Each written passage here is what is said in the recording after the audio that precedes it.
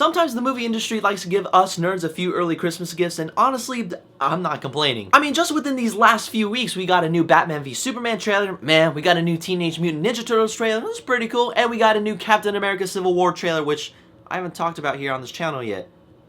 That's really weird of me. But now we finally got my probably second favorite of the bunch, which is the new X-Men Apocalypse trailer, and it was pretty damn cool. How it starts, it opens up as a young Jean Grey. She's seeing the end of the world in this dream, and she wakes up, she's like, oh shit, I saw it all happen. I literally saw the end of the world. I saw it all happen. Star Wars The Force Awakens sucks. Donald Trump became president. I felt all this death around me. And Charles Xavier says, Jean, it's okay. It was just a dream. I would go back to sleep. But it's so weird. He was right there when she woke up. It was kind of on the creepy ass side, Xavier. You basically watched her sleep. And now we get back to Rose Byrne's character, which we haven't seen her since X-Men First Class, and she was saying, ever since the world found out about mutants, there's been secret societies who view them as a second coming or a sign of God. And of course, these societies, seeing all these mutants walk the earth, they figure, well, yeah, there's gotta be somebody or something that's gotta start all this mutant crap. Then we enter the first and most powerful mutant of all time, En Sabah Nur Apocalypse. I so love his voiceovers in this trailer. You can tell that this guy obviously views himself as the all-powerful god just by his choice of words when he says, you are all my children, but you are lost. You guys are blind on what's going on around you because you choose to follow blind leaders, but it's okay now.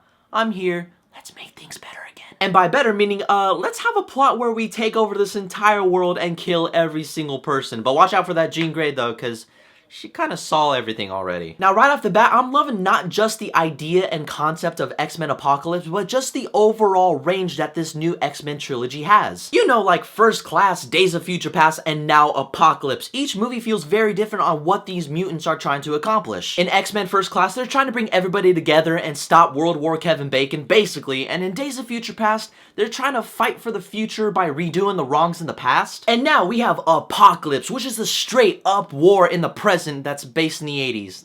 That makes sense. And then we get back to Rose Byrne's character, which she continues to explain that wherever Apocalypse went, he had 4 followers, which in this case is Storm, Archangel, Psylocke, and Magneto. Now, Apocalypse's 4 followers and possibly only 4 friends on Facebook, they really show how much of a threat he really was, and then you hear Havoc on the side, he's like, that's not original, he got that shit from the Bible. And then Rose Byrne's character, she's like, well, maybe the Bible got it from him. And I'm like, goddamn.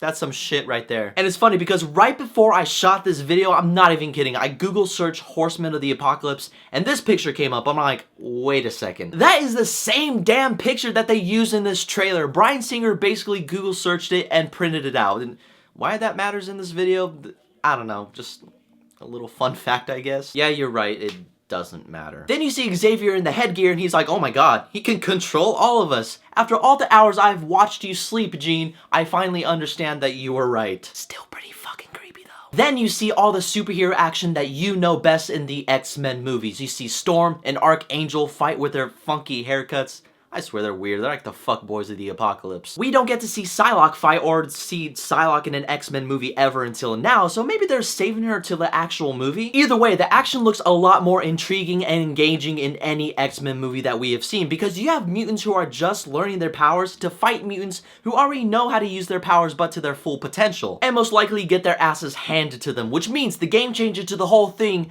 it has to be Wolverine. I'm like, come on, who doesn't want to see some Wolverine?